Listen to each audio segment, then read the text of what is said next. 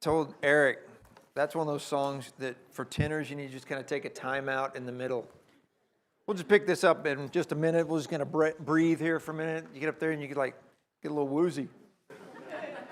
Good job, Jared. That's an excellent song. Where'd he go? There you are. Good job.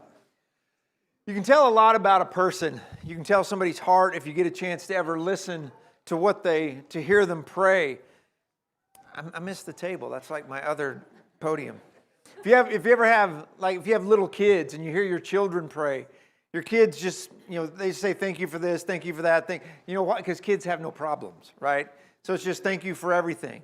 If you were if you're a football coach and you're going to pray before a big game, you're not praying about the weather. You're praying the uniforms look usually you're not praying that. But usually what a coach would be praying for is for execution and for wisdom from his players and for lack of injuries. If you were to be able to hear a mother pray with a mother who's got a kid that's gone off to college, chances are mom's not going to be praying for perfect grades. I mean, that'll come down the line somewhere. But the initial prayers are for safety and for wisdom, to make good choices. Maybe to find a few friends who actually go to church, so they can have a good spiritual environment. But when Jesus prayed the night before his death, he wasn't praying for comfort. He wasn't praying for safety. He was praying for us. The one that we just sang about, the one who is holy forever. We know what he wants.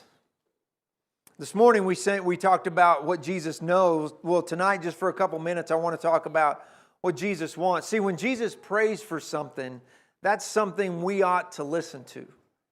That's something we ought to be paying attention. In John chapter 17, we're going to look for just a minute at Jesus' prayer. One of our lectureship speakers hit on this, and it made me think about this. This is a section that's called Jesus' high priestly prayer, the holy forever, the high priest forever. This is the holy of holies of the Gospels, because we get to go into the with the high priest and hear his prayer. But what's fascinating about this is that he prays just not for his apostles. He does in the verses prior to that. We won't look at that this evening. What he prays for is for us. John chapter 17, verse 20 says, I pray not only for these, the apostles, but also for those who believe in me through their word. He's talking about me and you. He says, I'm praying for those people. We need to understand what Jesus wants for us and wants from us, and we see it right here in this prayer. We're in a world that's very divided. The world in which we live is, sometimes even within the church, we get a little divided. We argue everything from politics to sports to politics to old versus new songs to politics. We argue. We're divided about it. And all of that noise and all that stuff we deal with wherever it is, we can lose sight of what Jesus actually wants for us. What he wants for us, but what he also wants from us. We'll look really quick, and I want to see three things real fast that Jesus wants for us. He wants for us to be one. He wants for us to know how loved we are, and he wants for us to be with him. In chapter 17, verse 21, he says, may they all be one, as you, Father, are in me and I am in you. He says, I want my people to be unified. He's not talking about us all thinking the same thing, all dressing the same thing, all having the same opinions about stuff. He's not talking about how we feel about songs, how we feel about preachers, how we feel about preaching, any of that stuff. He's talking about relational oneness. The unity that he has with the Father, he says he wants for all of us. And he even tells us why. Look at the rest of the verse. He says, may they also are in me and I am in you. May they also be in us so that the world may believe that you sent me. He's talking about uniformity.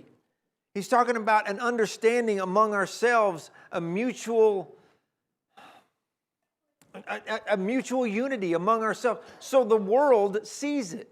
So the world sees it in us.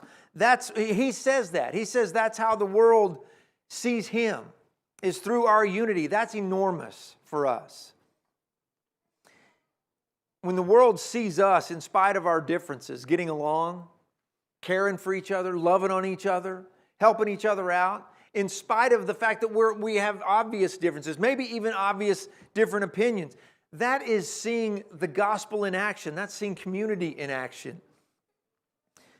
Jesus wants unity for us, but what does He want from us? He wants us to live it out. It's not just for our own peace. It's not just for our own comfort. It's so the world will see this image of what it means to be His people.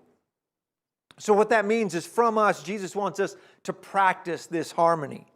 It means that we put relationships above preferences.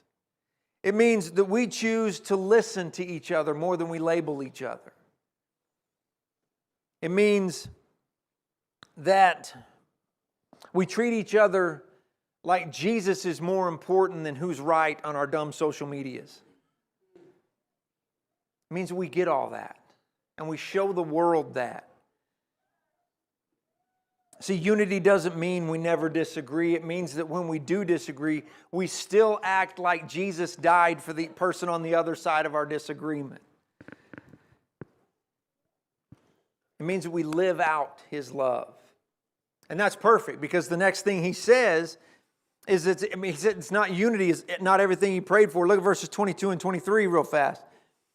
I have given them the glory You have given Me, so that they may be one as we are one. Verse 23, I am in them and You are in Me, and here's why. So that they may be made completely one, that the world may know that You have sent Me and have loved them as You have loved Me.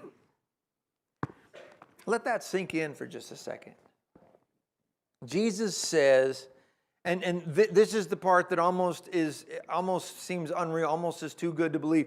Jesus says that He's telling God, You, God, have loved these people just like You loved Me. God the Father loves us just like He loves the perfect Son. That's not sentimental feel-goodness. I mean, that's not what that is. That's the kind of love that took Jesus to the cross. That's the love that sticks with us even when we fail, even when we've let Him down, even when we've let others down, let ourselves down. That's the love, Dana taught about this the other night in our class. That's the love that will not let me go. That's the love that God has for us. And Jesus says, I want them to know that. I want them to understand that. And when we really grasp that, that changes everything. That changes how we see ourselves. That changes how we relate to each other. That changes how we deal with offenses. Not with fences, with offenses. Let me slow down. That changes how we deal when we're hurt, when people hurt us, when people say things to us that we don't like. We forgive because we love like God loves us.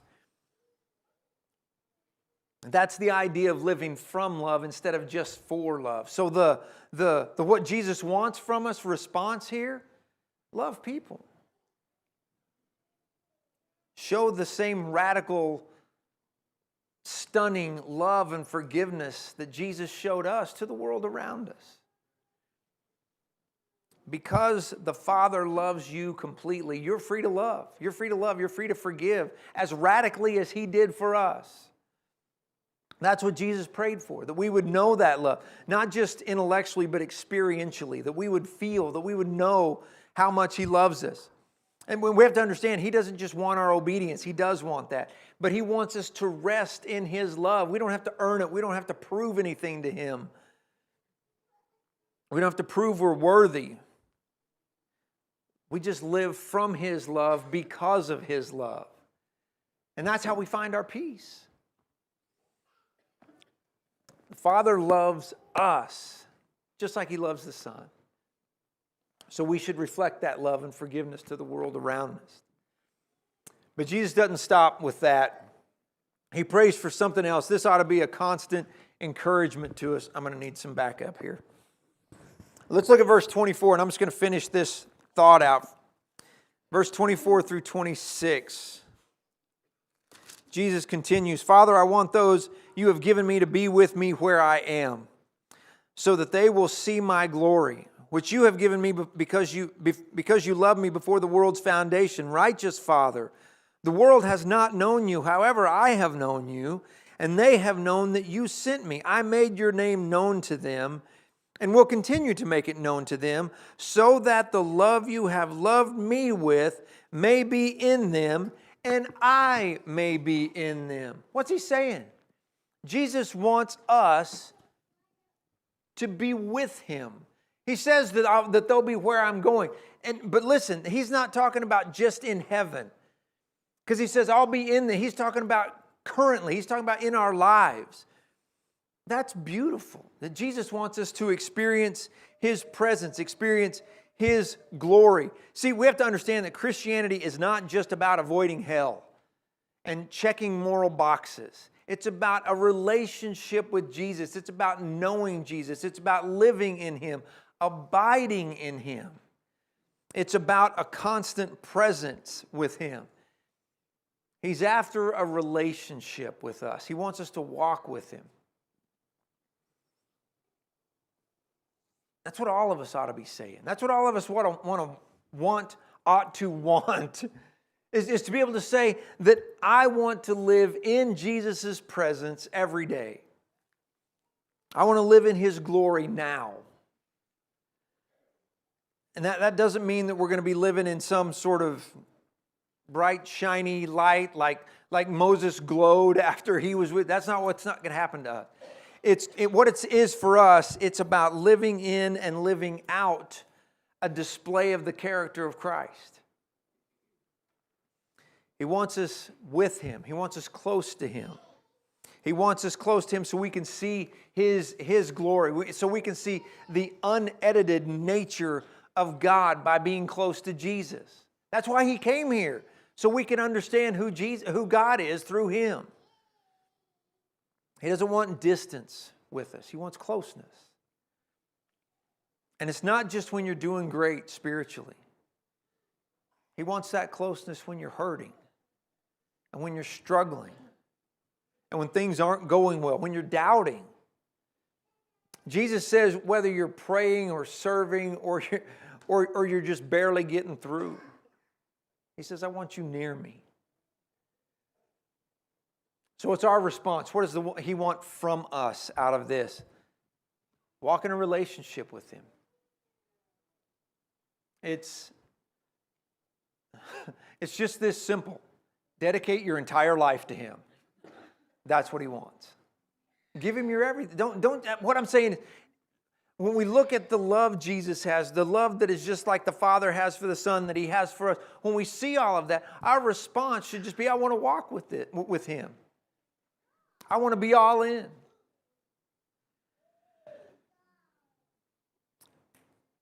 That's what gives our lives meaning, is being in a relationship with the one who made us, the one who saved us, and the one who is, yes, ultimately preparing a home in heaven for us.